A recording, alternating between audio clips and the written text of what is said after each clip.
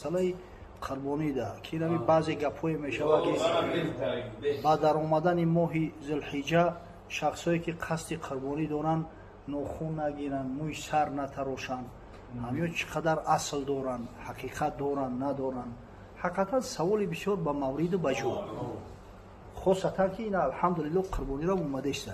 خدا با شکر که آدمای قربانی کردن در بین مسلمانان زیاد شده، سال به سال زیاد می شود. خداوند روز شب که همه مسلمانای به بلاغت رسیده همین امکان و شرایط قربانی کردن داشته باشند. اما اصلی همین سخن از کجا برآمده است؟ در صحیح امام مسلم روایت اومده از مادرمان ام سلمه رضی الله تعالی عنها میگه پیغمبر خدا صلی الله علیه و سلم فرمود اذا دخل هلال ذی الحجه و اراد احدكم ان یضحی فلیمسک عن شعره و اظفاره. وقتی که ماه ذی الحجه در اومد، هلال همون ماهی نو میگن، نه اولی برمدن همون هلال ای هلال ذی الحجه که دیده شد، هر کسی که قصد قربانی کردن داره موی سرش و ناخناش نگیره. از زمان پیغمبر صلی الله علیه و سلم گفته است، در صحیح مسلم اومده، در پهلوی صحیح بخاری صحیح ترین کتاب حدیث حساب میکنه، در صحتش جای شک نیست.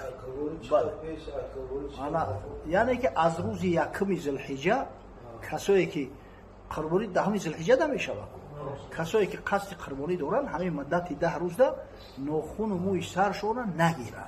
10 روز پیش. بله. اما حکمی در مذهب امام اعظم ابو حنیفه مستحبه، مستحب. ولی بعضی امرهای هستن کسای دعوا میکنن فلیمسک، آخه اون لام امرای، بعضی امرهای هستن که امر استحبابی میگن او را. اگر او را امر استحبابی نگیریم، خدای تعالی میگه فانکحوا ما طاب لکم من النساء مثنی و ثلاث و رباع. امر قطعی که مقصد 2 زن بگیره، 3 زن بگیره، 4 زن بگیره، این کسایی نمیگیرن 4 زن گناهگار میشوند. این امر استحبابی، کسی امکان و شرایط داره. مقصد همین مقصد همتری امرای استحبابی زیاد هستند. یکیش این همیه که مقصد در مذهب ما میگن که همیه که ناخن موی سرش نگیره، با او خاطر که با خاطر ضبط میکنه، چه شبیه همو کسایی که در حج هستن شبیه همو میکنه. و قربانی کرده است که برای قربت پیش پروردگار. اما مقصد اگر کرد ثواب میگیره، نه که اگر نکرد گناهگار نمیشه. ایام چند ثواب میمونه و گناهگار نمیشه. برای چی گناهگار نمیشه؟ به خاطر آنکه مادرمون بی عایشه رضی الله تعالی عنها حدیثی را روایت کرده است. این حدیث با متفق علیه است، هم بخاری و هم مسلمی را آوردگیان. یعنی این قوی تره اگر در اصل بگیری. میگه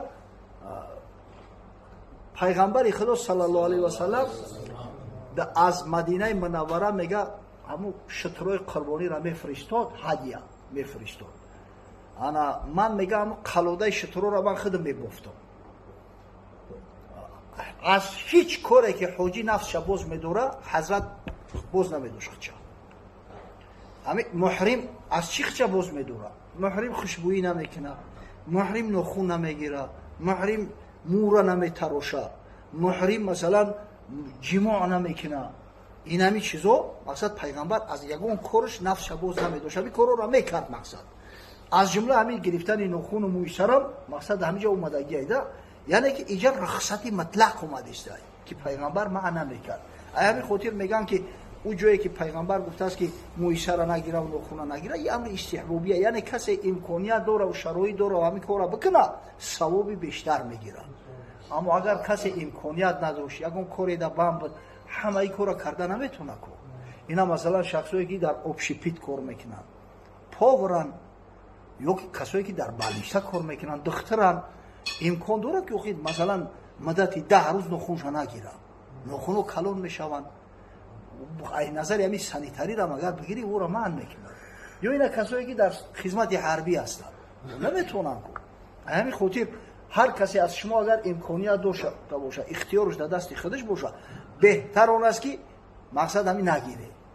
مو را و ناخن اینجا فقط موی سر در نظر داشته نشده است، موی زیری کش، موی زیری ناف، همین را باید که نگیری. اگر نگرفتی انشالله ثواب زیادتر میگیری. نه که اگر کسی گرفتم گناهگار نمیشه. حکم شریعه خداوند حفظ کنه. دومو یا سوال دیگه کساتی ممکنه اینا؟ هدیه کنی ممکنه. ممکنه. فقط فروختن ممکن است. هدیه ممکن. یگون مشکل نداره. اگر به شرطی هم قصاب هم کشکو در عوض کارش بگویم کلاپوچه را بتون درست نمیشه. باید پولی قصابه بتی.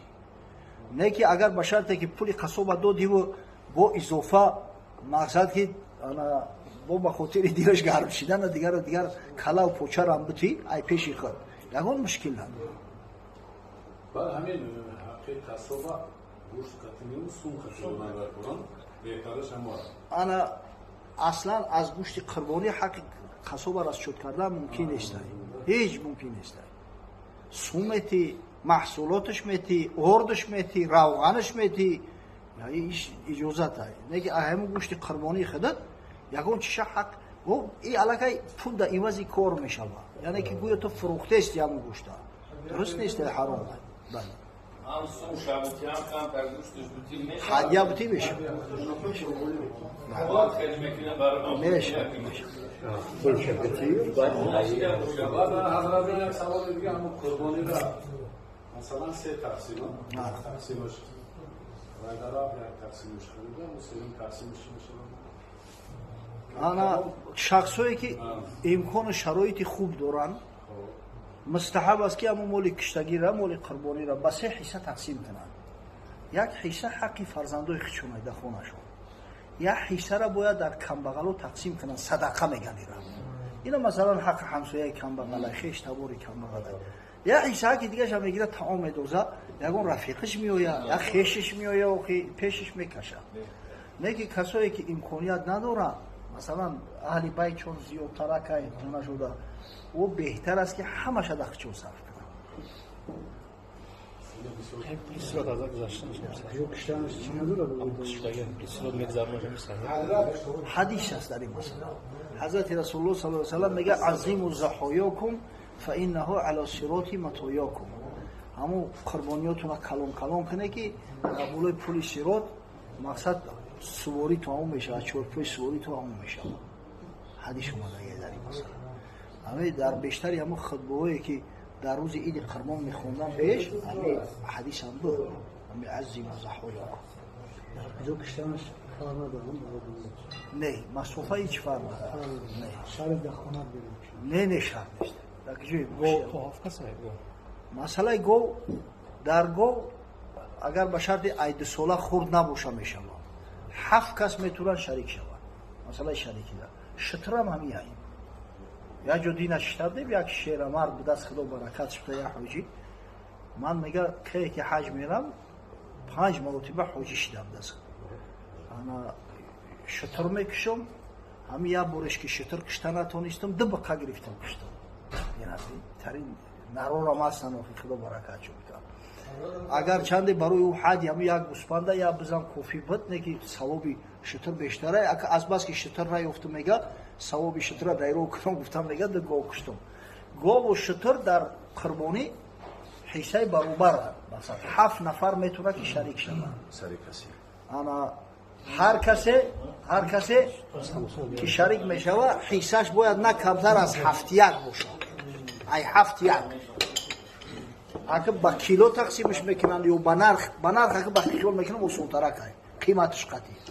اینا مثلا گاو 7000 خریدن 7000 سومونی همه 7 کس اگر شریک شوند باید هر کس نه کمتر 1000 سومونی در شریک شود. یا که نمیشود 2 کس هم باشن فرق نداره. 2 کس هم باشن میتونن برابر تقسیم کنن. میتونن که یک نفرش ای 7-6 حصه شو بگیرن، یک نفرش ای 7 1 حصه. نه که آدم بگه که من ای 7 1 حصه نه و ایو کمتر نیمی او را میگیرم درست نمیشه. بله حد اقل. بعد همون کسایی که شریک میشوند همشون قصد نیت و قربت خدا باشه. یک کس بگه مهمون برای مهمون میگیرم یا که مثلا گوشت در خونه در کار شریک شوه قربانی همش ویران میشه. گویا که اصلا یگون تاش قربانی نکرده. برای همین در انتخاب شریک بسیار احتیاطکار باشید. همون کسایی که قطعی شما شریک میشوند نیت و قربت خدا باشه. дарам қилмон حضرت همین دو بخوری اصولی هست که این محلی علیک منصور شکلون هست چی؟ بخوای میگه صلاح که صلاح کلام не сол аҳамият дора барои ин ба наси сариҳи шаръӣ собит ай вақте наси сариҳи шаръӣ ки омад нақл омад дига и ақл дам мегирад ҷои ақл нест дига ақл дар кори шаръ нобиност оқилӣ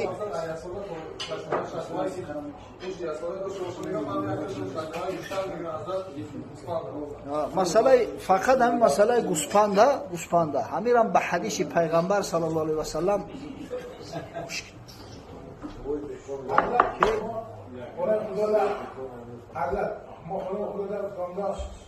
امام خطیب فتوا داد که حال من قربانیتون رو دلید هم خودتون را ماهی مقصد داشتن که دارم دور باشه خونتون نیست موله که در اونجا همون حاجی ها میکشن ایرا حدی میگن هدیه و قربانی نیست قربانی برای غیر حاجی ها او هدیه از بس که مسافر ای تو زمانی که با وطن بر نگرده قربانی در کلش وجب نمیشه او حاجی را خیلی البته در خونه اگر فرزندای کلان باشن خچون با کار فعالیت داشته باشن صاحب نصاب زکات باشن و ایتری خچون میکشن ایتری تنه اما از نام حاجی که در حرمای در اینجا کشتن چی معنی نه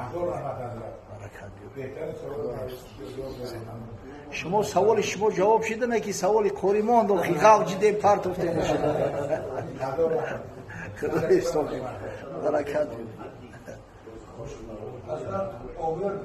سوال به نهایت سوال مهم است همه حیوانایی که شارع پیغمبر صلی الله علیه و سلم برای ما بیان کرده است فقط همیا قربانی میشوند یگان چیز دیگه نمیشود قربانی چی میشود شتر هم باید نه کمتر از 5 ساله باشه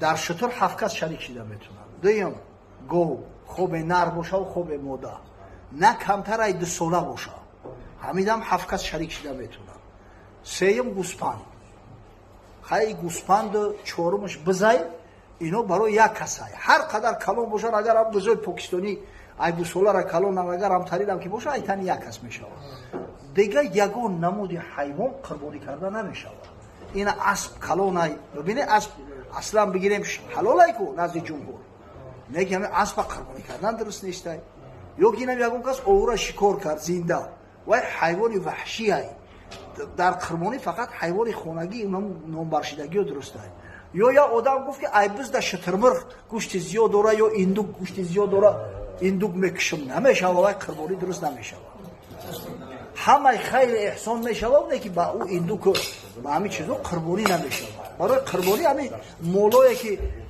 خاص ذکر شدیان همیان اوهو نمیشه نه اوهو نمیشه حالا اینجا یا مسئله که دیگه میبرویم اوهو قطعی بس آمخته شدن مثلا همون اوهو بچه‌ای که تولد میشه حکمی همون چی هایی اوهو همون را قربانی کرده میشه و یا نمیشه بچه‌ای مثلا بز بچه‌ای اوهو همینجا جنجال و اختلاف خیلی زیاد هست بعضی‌ها میگن مادرش اعتبار میکنی بعضی‌هاش میگن پدرش اعتبار میکنی اما قول درست‌ترش همینه که اگر با اوهو شبیه باشه نمیشه نه که اگر با همون بز شبیه باشه میشه خدا